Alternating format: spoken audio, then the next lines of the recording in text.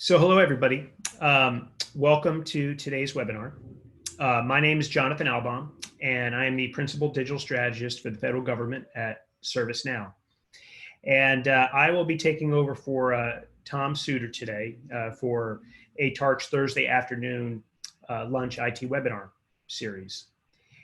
I'm going to get this great opportunity to moderate a fireside chat with some really great panelists. We have Eric Gallagher, who is the Chief Information Officer at the National Institutes for Health, National Center for Complementary and Integrative Health, and Davarius Peoples, who's the Chief Information Officer at the U.S. Army Corps of Engineers. They both have great stories to tell about their experience during this time during COVID-19 and their agency's response. I think it's going to be a great conversation. We're going to cover this overall framework for what life has been like for those of us in the technology sphere during this time, starting with how we immediately responded to the challenges at hand and how we're now taking those innovations that were created, the different technologies we purchased, and integrating them into our environments in a way that will ensure long-term readiness. Plus, this all drives us toward this state of very strong digital resiliency. And we're going to talk about the benefits of that, how we get there, and what comes next. So I just want to give a quick background on myself. As I said, my name's Jonathan Albaum, and I work at ServiceNow in a role that cuts across all of our federal customers. I work on digital strategies and the challenges of IT modernization and running an IT organization. I come to this job after having been a CIO in the federal government for a number of years. I worked largely at USDA. I was a CIO in one of the sub-agencies at USDA, the Food and Nutrition Service. I worked at GSA for several years and then eventually returned to USDA and had a great opportunity to work for the prior Secretary of Agriculture, who appointed me to become the Chief Information Officer for the department. And I was in that role for a little bit over 2 years, spanning the end of the last administration and the beginning of this one. And eventually left government and now work at ServiceNow in this strategy position. And I've had a really great time. Since I've left government, I've learned a lot of really interesting, unique things and been able to share the perspective that I've gained during my time as a CIO in government with those that I work with and share back my perspective, having it now on the industry side, back with my colleagues who are still in government. So I feel really good about today's webinar. We have great panelists, and I think we're going to have a really wonderful conversation that pulls in a lot of what we talked about in the beginning. So, with that, I'm going to ask our panelists to introduce themselves. I'd like to start with Davarius to give a little background on himself and his agency and some initial thoughts as we get started. Davarius? Yeah, so good afternoon, everybody. Definitely thanks for the opportunity, and looking forward to the healthy discussion amongst professionals and peers. So again, my name is Davarius Peoples. I am the Chief Information Officer for the U.S. Army Corps of Engineers. We are a DoD entity or DoD agent under the Army. We are the Army executing agent for all construction. And so with that responsibility, we also have several other major critical mission areas in which it is that we provide service to the federal as well as to the department supporting the nation. One of those is actually the disaster relief mission, where we actually support local areas, states, local, with regards to flood management, hurricane, major disasters, even COVID-19. We're also, as I previously communicated, we are the military construction agent for all camp posts and stations where we build things such as hospitals and those type of things to support readiness on the various posts. And then we have a huge civil mission. That civil mission where we interact with a lot of the levees, the locks, the dams. One of the interesting facts is the Army Corps of Engineers provides a lot of the safe waterways for a lot of DC. So, a lot of people don't necessarily know that, but that's one of the important aspects of the mission in which it is that we perform from a civil side of the house. And with that being said, we're about a $66 billion business, which is probably about 99 or 100 on a lot of Fortune 500 list. And that's rather interesting for a federal agency when you begin to look at the power of what the department does, because most people believe that's just tailored towards private industry. But no, the government does have entities that deal with that type of capital. So we are going through a major transformation inside of the Army Corps of Engineers. as we support not just COVID-19, but the Data 25 strategies and many other efforts within the department. So definitely looking forward to the discussion, and thanks for the opportunity. Back over to you. Thank you, Devarius. Eric, why don't you go ahead and introduce yourself? Sure. I'm Eric Gallagher. I've been with NCCIH for a decade as CIO, and before that, another 10 years at the NIH, working for the various institutes and centers. For NCCIH specifically, we research self-treatments an awful lot. Those include physical therapies, mind-body controls, herbal supplements, anything you can self-administer pretty much. And that's why lately we've done a lot of research on pain, because pain is the reason people self-administer so much. And it's really come up a lot, obviously, with opioid addiction, actually COVID-19 infection after effects, the general, I say, racial and cultural inequities in medical treatments generally, and cannabinoid research and a bunch of other stuff. So pain comes up an awful lot. And as it turns out, it's given us a little bit of an IT problem too, in that aside from all the analysis of brain scans and animal brain scans, we actually have to store all the data from all those brain scans and all the high resolution images of nerves and other parts. And as it turns out, we're starting to participate now in Nih Strides, which is an initiative to get data into the cloud and make it really useful and affordable too. I'm sure that's really important as you try and share data with different research organizations that are looking at similar things relative to COVID-19. Right, and so we absolutely partner up with other parts of the NIH all the time. We partner up with the FDA, with other parts of DHHS. Yeah, so we have to share the data a lot. Yeah. Well, I think that's a great introduction by both of you, and sets the stage for our conversation. We have a bunch of attendees, and we are going to have some time for Q&A as we get to the end. And I just want to thank everybody who's joined the webinar for attending. I also want to just quickly thank my colleagues at ServiceNow who helped organize this. We all work very hard to get these messages and these stories out and create opportunities for people like Eric and Devarius to share. So with that, why don't we go ahead and get started? And Devarius, why don't you begin, and why don't you tell us a little bit about what those early days of response to COVID-19 were like at U.S. Army Corps of Engineers?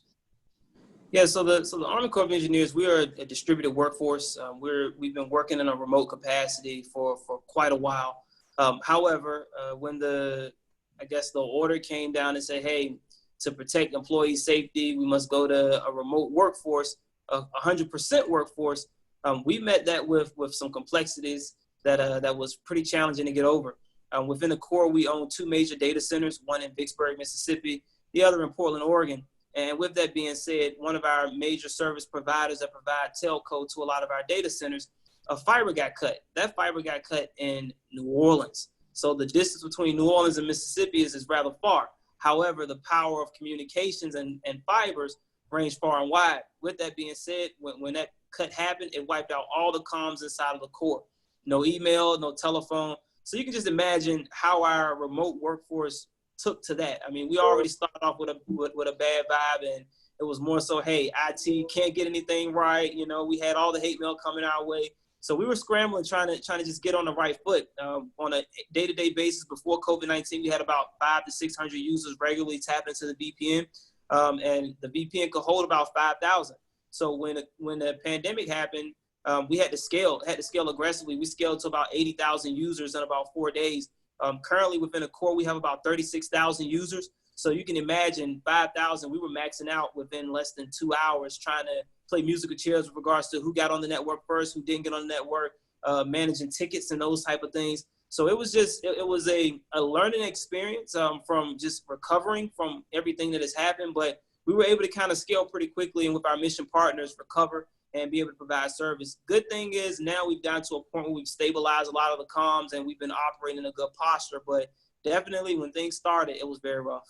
Yeah, so that one, I think, your organization showed great resiliency to overcome the cut line, all the pressure that just existed in those early days because, people had to work, right? So congratulations to you and your team for, overcoming, those immediate challenges. You mentioned that you really scaled tremendously.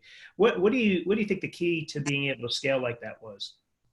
Well, I think it was, having strong mission partners to be able to support us as we went forward. And then also having the ability to be able to rapidly acquire technology. Mm-hmm. We used several methods that assisted us. Granted, we didn't have new hardware. So we used refurbished hardware, working with some of our mission partners, one being out of Cisco. We all used a lot of the Cisco VPN capabilities, but working to get refurbished equipment, which provided us a Band-Aid fix until the new iron came in. That was really, really key for us, because if we hadn't been able to use that refurbished equipment and get it in so quickly, we could have been down probably for about at least a month, going through some of the heartburn. And as you know, with the Army Corps of Engineers, we built a lot of the support hospitals and those type of things, especially in New York and places. And our employees had to have access to a lot of the mission critical capabilities. So being able to use that refurbished equipment was probably a lifesaver for us in the Corps, that we kind of had to adapt to being able to be creative with regards to providing those services, and allowed us to be able to do that. Yeah, thanks. That's good information. Eric, what was your experience like?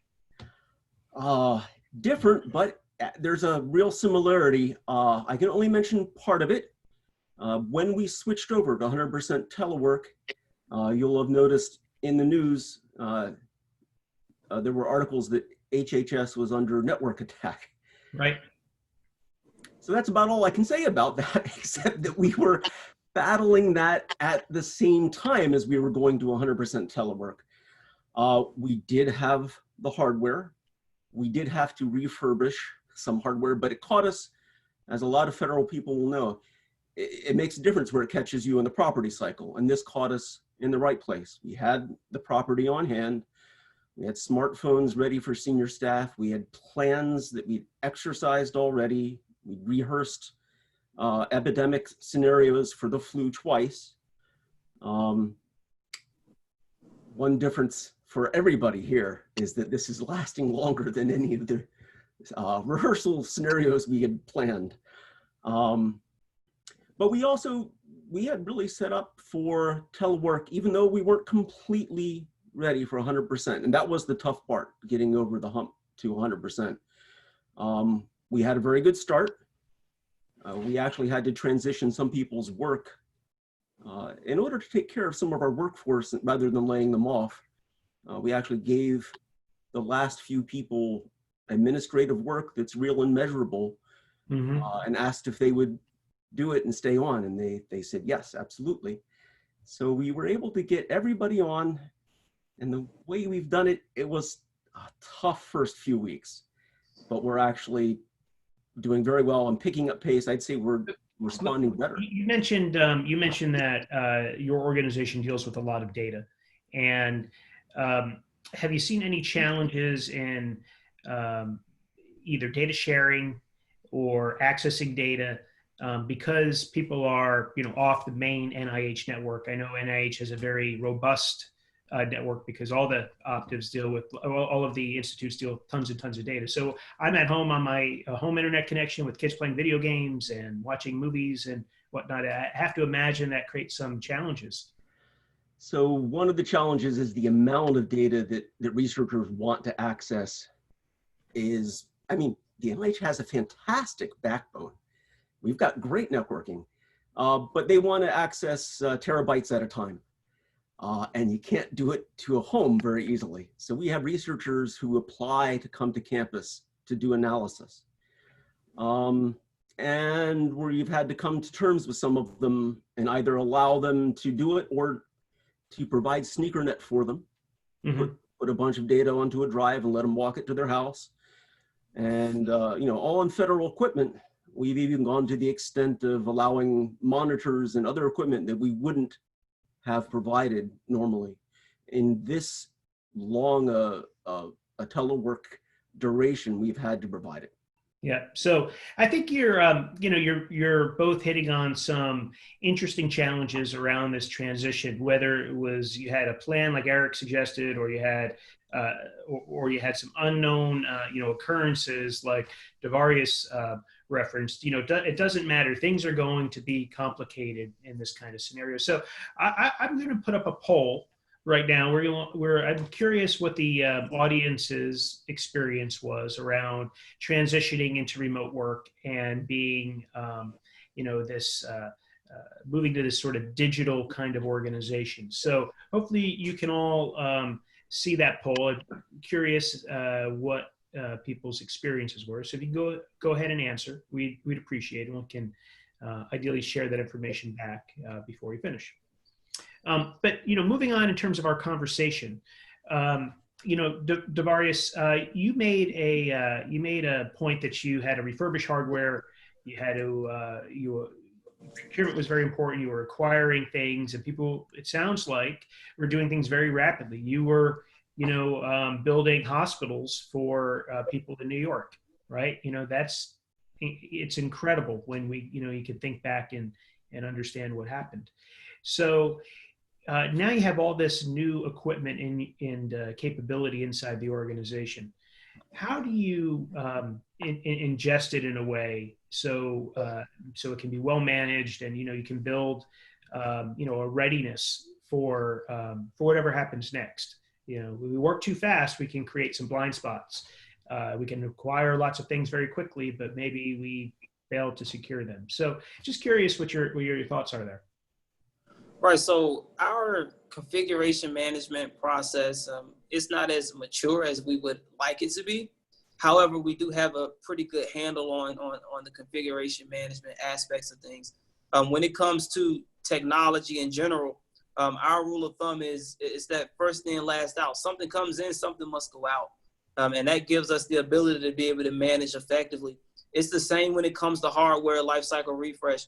If I'm bringing a new server in, a new switch, a new router, I'm bringing it in to either replace something that's faulty, or I'm bringing it in to either upgrade something that is either end of life and it needs to be decommissioned. So one of the things we try to do is keep accurate account of what comes in and what comes out.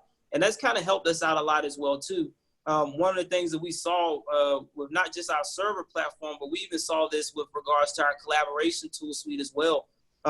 Being at the core so dispersed, we work in many districts and divisions inside of the United States. So we're at even the lowest of levels from the state and local area. And sometimes, unlike some of the other Army camp, post, and station concepts, being that we work in some of the downtown areas of the nation, some districts have many different requirements that force them to have the need to want a different type of collaboration capability or something like that. So being able to understand which tools were out there and be able to effectively converge everyone to a centralized capability, that was, I'm not gonna say so much of a challenge, but it did take some intense conversation, because everybody likes to at certain times do their own thing or believe that their capability supports the mission the best. So some of the configuration management aspects of things, the convergence elements, we were able to converge on several mission critical capabilities, being out of WebEx and Microsoft Teams, specifically being out of CBR, which is the commercial remote environment that DoD is worked to push out. We were able to have collaborative sessions, be able to communicate effectively across the aisle and throughout the department. So that's just one aspect of how we were able to just consolidate and converge on a tool set, which goes back into the configuration baseline, making it easier to maintain. And you had to do that while you're building hospital beds, Yes. So, all the more credit, your organization. Curious, did you have out of this, are you considering, an approach to software asset management or hardware asset management, configuration management, to make sure as, we move forward, different things are going to happen, that, you have a little more control over those changes to your environment? Right. So we've worked to, I think, having a solid CMDB as well as an ITSM capability. So within the organization, we're on our modernization journey. So we have deployed some of the ServiceNow elements to help us manage and maintain some of these things. But one of the things we've also done is we've modernized our requirement gathering process and the lifecycle aspects. That's really helped us out throughout the pandemic, because everything moves at lightning speed. Everybody needs something right then when they need it versus being able to wait weeks and weeks. We had to get it in hours and days. So, you know, that kind of changed how we deliver services on the back end to meet the pandemic. That means evaluating your processes, making changes to them on the fly. And then once you've implemented, you assess to see if it worked, if it was optimal, and then you go back and change it where needed. So those are all the things that we did to be able to determine what was successful, what wasn't, as we began to modernize and change and adapt to the new now versus what some call the new norm. Yeah. So, and Eric, from your perspective, were there innovations or changes that you and your team had to make to rapidly support the agency, support your institute as COVID-19 was becoming, you know, so critical to the nation? A bunch of things we had to change, even though we thought we were really well prepared. As a general thing, and I think everybody would sympathize with this, sometimes security equipment is also infrastructure equipment, and it has to be really robust. So we discovered, you know, parts of the security infrastructure that needed to be a little stronger, a little bit more capable of handling the load. We almost immediately discovered that we were going to have special problems with distribution, getting equipment to people. We wanted to keep our IT people safe. And I think there's a special problem with, you know, some parts of IT, those people move around a lot. They're definitely a way COVID-19 can be transmitted, and they're also vulnerable to it. So we had to come up with ways of getting machines to people. We started out by installing machines, putting it in a room, leaving it for an hour and letting the person come in, log in and pick it up after, you know, it had been wiped down and sat for a while. Mm-hmm. Right. That's a you know, a manual process, say, but it's one of these things that you probably never considered as core to your career as an IT professional, you know, and just, you know, kind of demonstrates how we've all had to, you know, evolve and, you know, do it very rapidly. I'm curious if, you know, either one of you can comment here. Is the people you support, you know, who are doing the mission work in your agencies, their expectations, I think, are changing in how they receive service and how you interact with them. Have you seen that? And if so, what do those changes look like? Eric, why don't we start with you? Okay. For us, the changes have actually been kind of huge because scientists were used to getting together in conferences. All those conferences that occur several times a month are going virtual. And it's up to us now. IT, that's a different IT expectation. We're supporting conference after conference, just a different part of work that we really hadn't done. Other things, people who, for instance, had injuries, this gets back to the physical part again. Normally we would have equipment for them at work, maybe a standing desk, so that if they hurt their knee, this is from a real case. We went to 100% telework and someone immediately injured her knee and needed special equipment. Before we hadn't allowed some of that to go into a home, and we had to make decisions about how to do it, how to get it to them. But we decided absolutely we were going to support whatever we had to. Devarius, what about your experience? Yeah, so the harsh reality is in the Army, we have demanding customers. And the reality is they need it right then. I don't care what it is. Even if it's a pack of pencils or pens, they need it right now. So that's the same with IT. They always want it up. They always want to run it. And that is the standard that our customers hold us to. And they thank you every day when it runs all day, right? Hey, you know, my philosophy is if I'm not getting calls, then I'm doing something right. Right. But when I start getting calls, then that means, hey, I got something on my hands that I might not be too happy with when I hear what's going on. So from our users, what we try to do and what the pandemic has done for us, it has expedited some of the things that are on our technology roadmap that may have been in the 3 to 5 year column to where now it's pushed it out to the 6 to 8 month time frame because of the fact that we need it right now. Some of the things that we've done to adapt, good example, we are on O365 right now. And we're in that, being that you're on O365, depending on the sensitive level that you are within that environment, some individuals have access to OWA and some don't. And in the environment we were in, we didn't necessarily have OWA access from the internet. So we had to work with our cyber command providers and the rest of the Army to enable that functionality for our users, which allowed them to be able to access email without having to go through the VPN. Because one of the things, as we previously stated, we saw that going through the VPN was slowing down the network with traffic. So we had to alleviate that pain and that heartburn, and OWA was one of the main drivers because most people really only get on their computers for one thing, and that's to do email.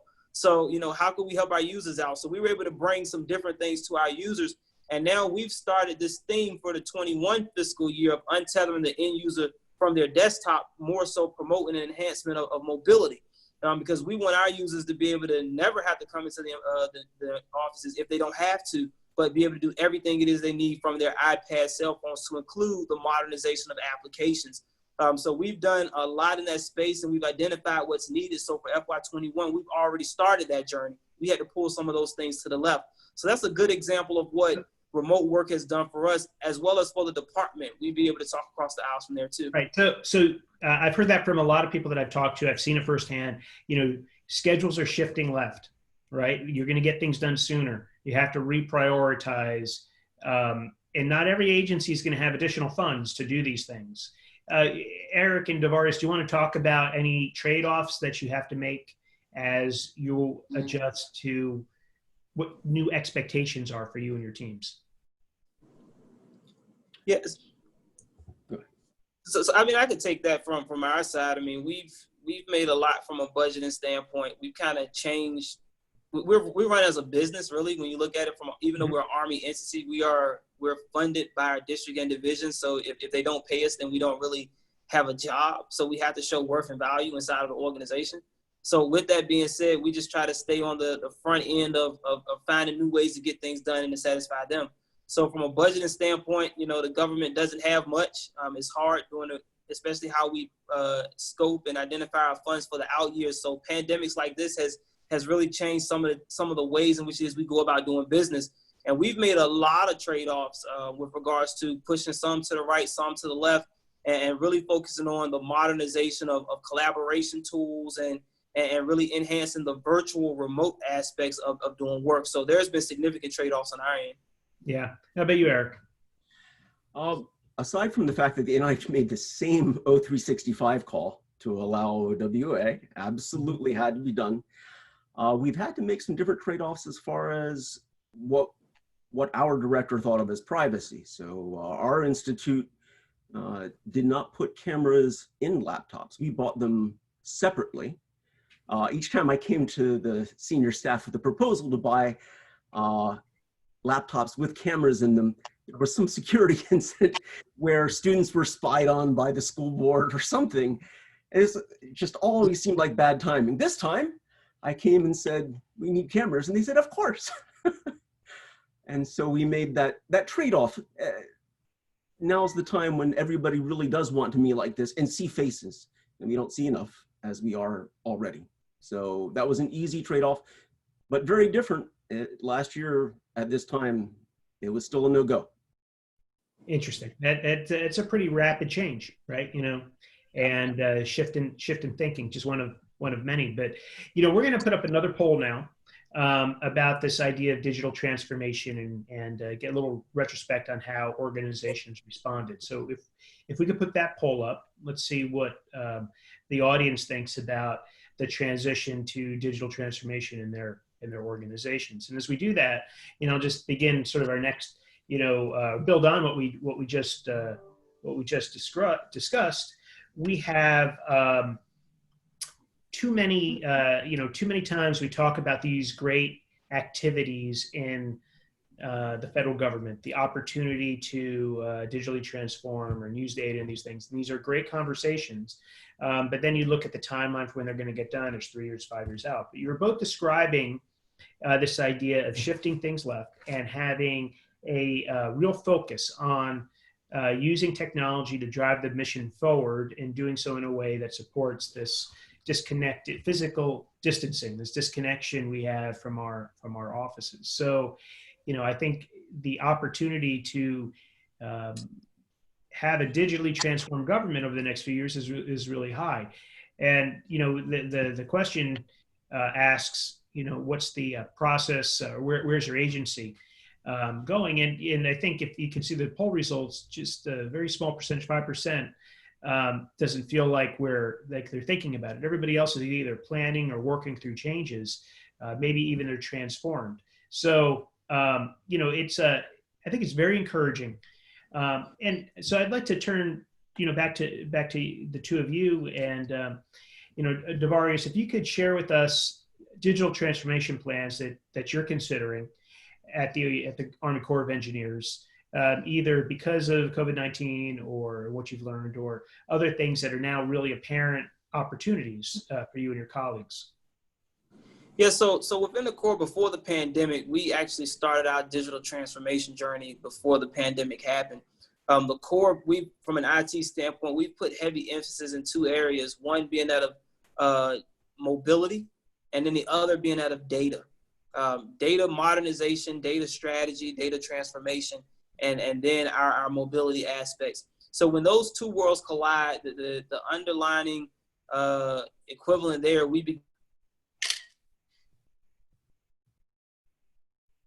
digital transformation, it leverages an Equinix facility. And that Equinix facility gives us distributed services with a powerful connection regardless of where we are. Because as previously communicated, we currently operated in a construct of two disparate data centers that weren't necessarily with an active type of architecture, meaning that a proper failover and those type of things. So now we're moving towards an Equinix facility located, one in Ashburn, Virginia, the other we're looking at out in California, and we're also experimenting with several others in Chicago and Texas. But we're looking for that true triple active architecture. And also, how do we connect to the cloud? Leveraging some type of VCAP type of connection as well, because one of the things we've realized is that in order to access data, which is the key underlying thing, how to access data and make more informed decisions with data through some type of data strategy, you have to be able to properly store those things. So we begin to explore other areas such as a service, being out of storage, and all those various components to enhance the meet me point, or the digital transformation concept that we're putting in place through leveraging the Equinix facility. So there is a lot on this digital transformation journey with cloud baked in from a hybrid approach, because we have a good balance between on-prem as well as in the cloud. So we've been able to find what that sweet spot looks like, and working with our providers, we've started down that digital transformation journey that has definitely helped us evolve as an organization. So we're hoping to have that complete here, within maybe the next 4 to 6 months, because it does take time as well as funds to be able to work through those things, and not to mention the contractual processes right within the federal government. So, we had to bake all those things in, but the journey has started, and we're well on our way to really optimize. Well, that is a great story, and I think it's proof that in a terrible situation like this, some good things can come out of it. You guys are moving forward, and you're doing so in a way that's going to provide long-term value. So, Eric, turning to you, what's the digital transformation plan at your institute look like, and has it evolved because of COVID-19? It has evolved. It's evolved a lot and improved and modernized. But actually, we're also dealing with process improvement too. So for the NIH, we have a problem very different from the Army. We have to authorize people coming from overseas constantly. A decent percentage, maybe 20% of the NIH is foreign doctors coming in to do research or learn how to do research. That's been very different when you can't make physical contact, or you have different rules for physical contact. And so we're really restructuring parts of the system, upgrading technologies, but also upgrading the process itself, I would say.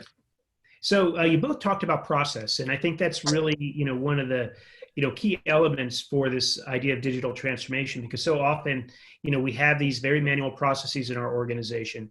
We have, they're processes that we've created to fit the way systems work, and they're maybe not ideal. So, you have this chance to rethink and redesign how things can and should work as you invest in new technologies. And, most of the time, in my experience, when I built systems and worked in the government, was so much of what we're trying to trying to do is take these manual workflows and digitize them so we can have a better tracking of where things are. We know status, we provide better experience and service. So, if you guys want to talk for a second about those aspects of your organizations, and have you seen the manual workflows that you rely on be challenged by the physical distancing and the difficulties with not being in an office or not being in your normal settings? I will say that we rolled out an app really quickly for property tracking. Mm-hmm. It's a property that the NIH doesn't track very much that NCCH wanted to track. And we really quickly went into SharePoint and had an app up in a week or two. And it's needed modification since, but we had to make that automatic and paperless and non-contact and get it done. Well, yeah, that's right. You have different drivers focused on it. And the fact that you got something up quickly, even if it wasn't perfect, I think that's very much in the spirit of how we want to develop and publish applications, especially now as we have brand new, requirements. Devarius, what about yourself? How do you guys feel about this, the workflow piece? Yeah, so when we talk processes at times can either hinder progress or either it'll be an enabler. One of the things that we've looked at from a process improvement side of the house, you can't forget about the human element throughout the course of the pandemic, because we as people, we are used to that human interaction, the touch, the feel, those type of things. So with that being said, we've now been forced to be confined more into our restricted space. And one of the areas that we've seen from a process improvement and leveraging technologies to enhance that is our onboarding process. Within the organization, as with most organizations, when you first get into an organization, the first thing to do is give you a lot of either paper or to give you a system to log into to where you can start putting in a lot of your information, and you can work with the HR person to help you get through it. Not so much in this type of setting. Now you're doing everything either by telephone or through video, and that's with meetings, that's with onboarding or whatever the case may be. So one of the things we've had to do, we had to modify how we did our onboarding process. That means the escalation and elevation of getting a security authorization form all the way to getting network access. We automated the entire process to be able to do that. However, we also brought in an automation to the human element of interacting virtually with your onboarding counselor to ensure that employees that come on board have the same look and feel, to where they wouldn't miss anything, even though you weren't there to literally hold their hand in a physical sense. But virtually, we were able to walk them through those processes. And that's something that I believe we will continue to use even once the pandemic is over as a part of the new work norm. Right. That's a great example of where, this has forced us to change the way we do business, looking at the processes like you're describing and being able to take those innovations and integrate them into a way of doing business. And I got to imagine you talked about onboarding, but offboarding is also very challenging under normal circumstances, whether it's contractors or employees that collect the equipment and turn off people's access and whatnot, and having automated workflows around onboarding and offboarding, make life a lot easier generally, irrespective of where people are working. But certainly when you have to collect equipment and, turn people's access off, knowing that it's happening and having it done for you, or in a way that you get a very intelligent push that you have to take action, it can make a huge difference. So we have a couple of questions that have come in, and I want to read these and get your take on them. We had about 20 minutes left, so we have some time for additional discussion as well. So the first question, with the Army Corps of Engineers environment, so Devarius, this is addressed to you.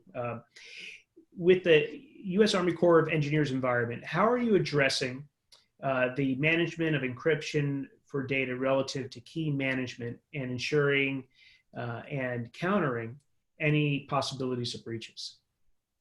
Yeah, so we have begun to evolve our IDAM, Identity Access Management capability. We're also leveraging various aspects of Zero Trust, going through the Zero Trust methodology. Because again, that's a conceptual thing, but the IDAM, Identity Access Management capability, is more so the execution and the enforcer. Good example of some of those things, we are inside of the O365 environment. leveraging the capabilities that Microsoft has, whether that's through their E3 or the Intune capability. That provides a lot of the IDAM aspects of things. And we are working to modernize our current IDAM platform right now as we speak. So from a data standpoint, not just looking at it from a zero trust methodology perspective, but also being able to understand from a virtual viewing aspects of things. So we begin to partition our data, restrict access, deny all, allow by exception. We've also begun to look at data from repositories, being able to take that data, the authoritative data from repositories, utilizing or leveraging an ETL-like capability. We're at that ETL level, looking at the security aspects of things, and then being able to physically show that data to senior leaders to be able to make more informed decisions. So we are putting even more tighter controls around the data elements of things, because right now data is the golden key, and that's what we're really ultimately trying to protect. So the more controls we have, we implement. However, there is a sweet spot between the security as well as the mission aspects of things, because you can lock yourself down too tight to where you can't use it. So we've been working to find that sweet spot. I think we've been doing a good job, but it continues to keep us up at night. And we continue to fight that good fight to make sure we're totally secure. But those are some of the elements and aspects we've put in place at the core to kind of enhance some of the things we're doing around the security of our data. Eric, you want to talk about data security? Data is clearly critical in your mission space. It is, but actually I'm probably even more concerned about the access to the data. I came up through security, and yet security tools can prevent you access in an emergency too.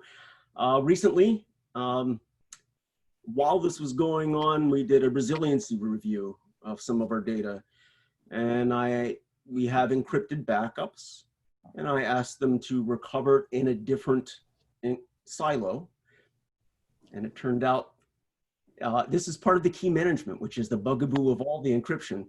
The only place that encryption key was kept was in the original tape silo. So it really couldn't be recovered anywhere else until we did the resiliency test and discovered that. The encryption key management is the bugaboo, and we rely on, unfortunately, on multiple methods. We use AD for some of our encryption key management. We use vendor supplied tools. You got to track that really carefully and test it pretty often. Well, good insight from both of you there. I'm going to turn now to what comes next with the next question we have about the concept of returning into the workplace. So, what are your agencies thinking about relative to people continuing to work remotely, or possibly coming back into the workplace? Obviously, you had to ensure people's safety. You have to make sure that there's PPE. You have to make sure there's appropriate physical distancing, so on and so forth. I think this is all a lot harder than it sounds. What kinds of discussions are going on inside your agencies? Eric? Yeah, so Devarius, why don't you start? Go ahead. Well, from our side, it is really unpredictable. If someone tells me today I know what tomorrow will look like, then I definitely like to understand and know what will tomorrow look like. So with that being said, I know one of the things that General Crawford continues to reiterate to us within the CIO community and the Army is that, IT has to be an enabler. It has to be always up and running, because we are in what we call the new now, not so much the new norm, because tomorrow, what is normal today may not be. It may be something different.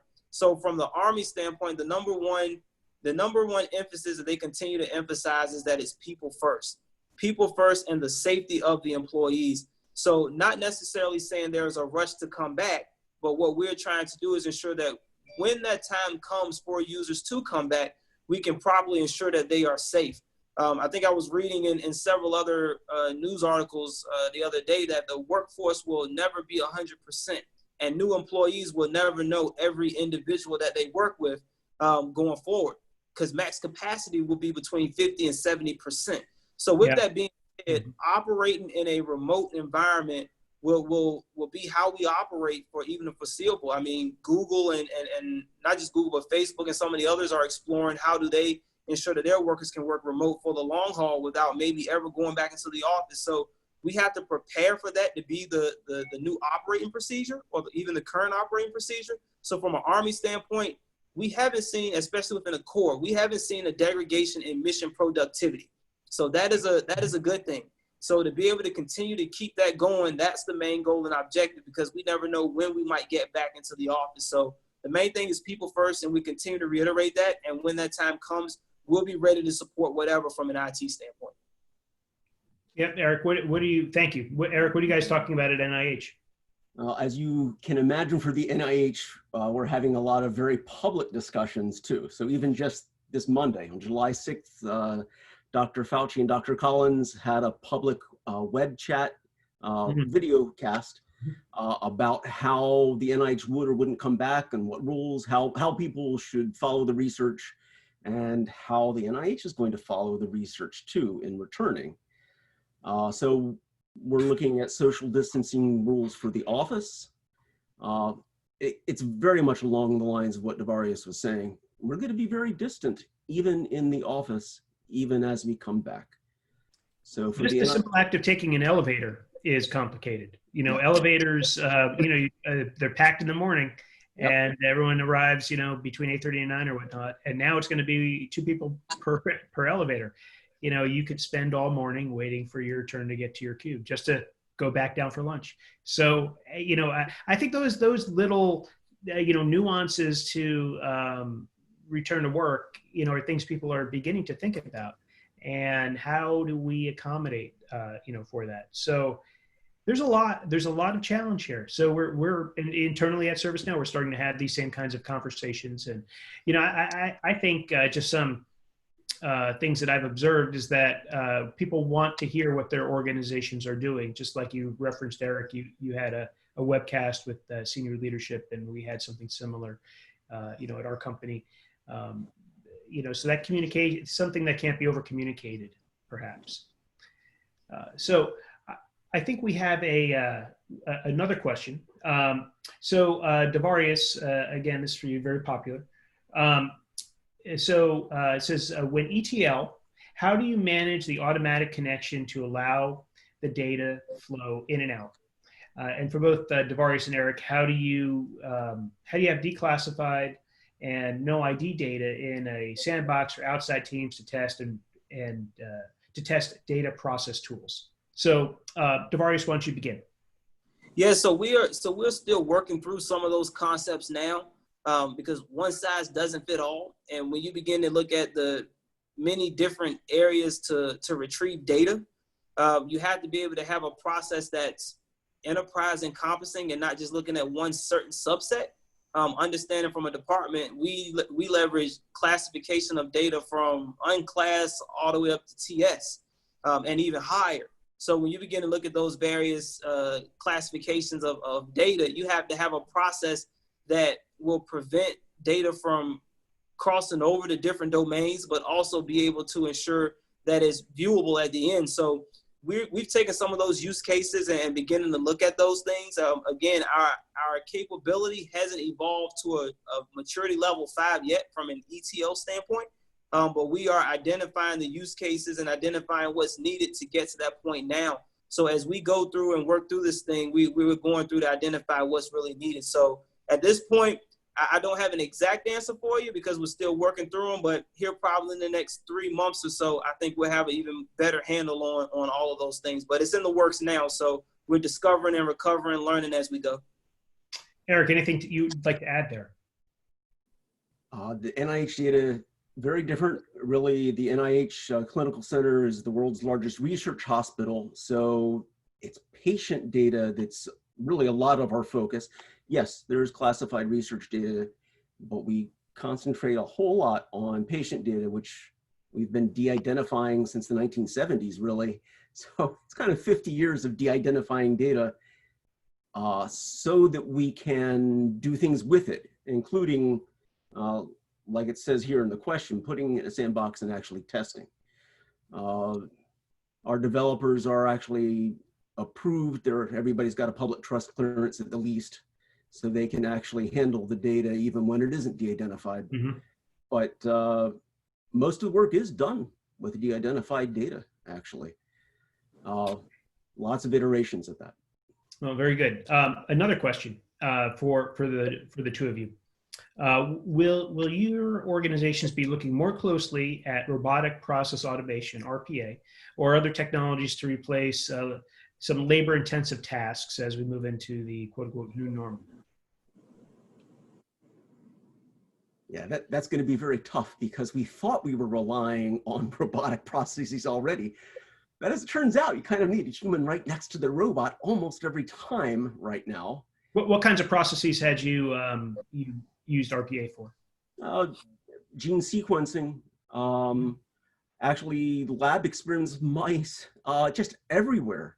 A lot of things are automated, but they often require someone writing a program right there or adjusting the program. Mm-hmm. There's a lot of robotic interface, but by golly, a lot of humans interfacing with those robots.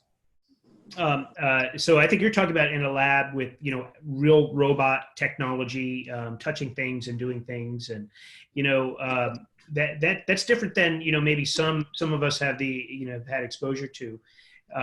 Sometimes RPA is used to take the mundane tasks, and simplify the data entry or other aspects of interaction with, the routine. And I do automatically think of a lab robot or a medical robot, but no, that's not what everybody is thinking of. Yeah. So curious if there are any RPA implementations in either of your organizations, or are you considering it? I said for us, we're considering everything is on the table here. Whether you look at robots for construction, or whether you're looking at RPAs from the aspects of AI and artificial intelligence, to be able to make more sense of data, trends, analysis, and those type of things. So we are looking at all of those aspects with our research arm, because we do have the ERDIC, which is the development center within the Corps, and they actually look at those things for us. So the challenge for us becomes now, how do we apply the research element aspects and operationalize it? So that's where we are running into some of our complex challenges, but we are looking at it, and it is on our technology radar to incorporate those things. So for FY21, we will be doing a lot of that within the Corps. Over. Very good. So we're getting a little bit short on time. I think we have about 5 or 6 minutes left. So I want to give you guys a chance to share some lessons learned and final thoughts. We started with this conversation with thinking about, or, recalling those immediate days after the pandemic struck, and, how we were very focused on responding. And we talked a little bit then about how we and how your organizations are taking these changes you made and integrating them into how you operate to ensure that you're going to be ready for whatever comes next, which all, sort of creates this great foundation for really digital organizations. And you both described great steps you're taking towards digitizing the work in your organization. So you've experienced a lot in the last 4 months. What are the key lessons you learned, and what are some things you want to make sure our audience takes away from this conversation? Yeah, I can start off. I would say key things we've learned is, one, workforce, people. That the organization won't run unless the people are trained, well-equipped, and can do their job. So one of the things that we begin to do is we started on our campaign of what does the workforce of the future concept look like? And we've worked with Big Army at the headquarters level from a CIO standpoint to really address that. That means addressing the workforce in a remote capacity, ensuring that we can send them through the proper virtual training, certifications that's needed to be able to do the job. Because one of the things you'll see from a professional standpoint, we can become stagnant in our jobs. And with that being said, the technology so many times from a federal side of the house passes us by. So what we're trying to do is ensure that as we introduce new terms, data, ETL, Equinix facilities, two-factor authentication, and all these other things, that our federal civilian workforce can actually keep up with the change and pace of technology. So we've seen that if you don't invest in the people, then a lot of times the mission won't go. And then the last thing I'll say is ensuring that we can properly articulate the financial resources required to be able to move the mission forward. Because a lot of times in IT, one of the things you'll find out is that the IT budget, that's one of the first things to get slashed. And with that being said, it prevents you from being able to modernize, because now a budget becomes more about O&M and sustainment versus the modernization and the movement of technology. So being able to properly articulate to the stakeholders why modernization is critical and key, and what we need to do in order to achieve the success in which it is that we're looking for, those are the things that we've learned, because the money will drive everything. The requirements also drive it, and having the people to be able to do the work equals mission success on all fronts. Yeah, it really becomes this change. You have to be able to change the conversation from IT as a commodity to IT as a strategic asset and invest. You can't do what your organizations were able to do in a short period of time if you hadn't been making technology investments along the way. Having the opportunity to look at a number of different agencies and their response, some struggled more than others, and we saw that in the poll that we asked. And I would guess that the agencies that had more challenges were not forward-leaning when it came to technology and investing. You can't scale up an architecture like you did, Devarius, in a week if you don't have a good foundation. As Eric described, you can't rapidly acquire new technology and deploy it if you don't have a good foundation. So I applaud both of you and your organizations for showing good leadership, along the way, and you were able to respond better than others, I think. So congratulations, and share that back certainly with your teams. Now, Eric, I'd like to hear your lessons learned, and the wisdom you want to pass on to the audience. Well, I think I would emphasize again, you want to plan for the robustness of your infrastructure, every element of it. Got to keep going and keep reliable for all your staff. Like Devarius said, it is about the people. They have to feel that their IT is dependable. This is not going to happen to many people often, but long ago in a job at the NIH, my boss pulled me in for a yearly review and said, "I've hardly heard anything about you all year. It must have been really good." So he was someone who understood, and actually it had been very good. We've done tons of great things and had no real significant failures, but he understood that he hadn't heard, and and that's the way a lot of us will have to deal with it, I think. Like Devarius, we have actually emphasized some training. We've held Zoom training. We're going to hold Teams training as well. One thing that's been a little different, how do you handle blue screens on computers over a distance? That's something, as security patches roll out that actually do conflict with each other, we have run into. And so we're still working on the right methods for that, except we have to be fast. Yeah, so service management's taken to a whole new level. Yes. When you can't provide service in the way that you're used to providing it. You used to be able to walk over to that person's desk and fix their computer. Well, is what you're just describing, Eric, is the new reality. I have to have other ways of interacting with you and help and telling you what keys to click and how to get things resolved. That's a change for all of us, from the person providing the service and especially the person receiving the service. So this concept of service management, is here to stay. The idea of workflow, I think, is here to stay. That's where, we're seeing, I think, a lot of the innovation and change, especially when I might not have access to all the systems I have access to normally. I might not have access to all the data I have normally. How do we leverage the data in our legacy systems, some of the older technologies we have, and share it via workflow or use it via workflow to achieve an outcome? I think that's where a lot of our conversation has been heading, and it got there again very quickly over this past period. So with that, I think we're going to go ahead and conclude. This was a great conversation. I learned a lot from both of you.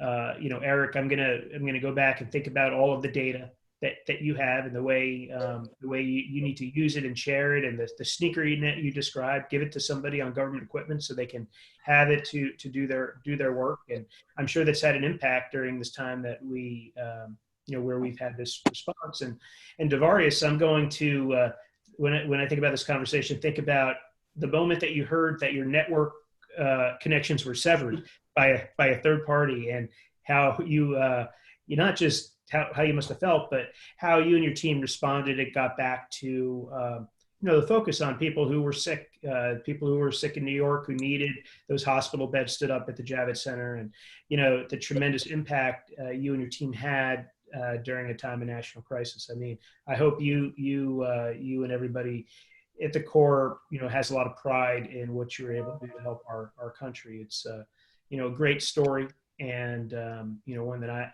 I'm happy that I had a chance to help tell today. So also want to thank everyone at ATARC for helping organize our panel. We're going to ATARC is going to be planning for our next webinar on Thursday, July 16th. We're going to have subject matter experts talk about how they are reevaluating technology needs during the pandemic. So I think it'll be a nice follow-on to the conversation that we've had today. We're going to, I think, be talking about this topic for some time to come. Additionally, ATARC is going to be hosting a IT acquisition summit, July 14th to 16th, and you have the ability to register now to hear from speakers about DevOps, cloud security, artificial intelligence. We're going to be focusing on best practices and in the IT category management sphere. I think that's going to be a very interesting day. I look forward to participating. So there's a lot of great stuff coming from ATARC. I'm glad to be associated with this organization, be on the board, have ongoing conversations with Tom Suter and the team. So thanks again for joining us. We hope to see you at the next webinar and July 14th at our virtual summit. So I hope you all have a great rest of your day. Thank you so much. Bye, everybody.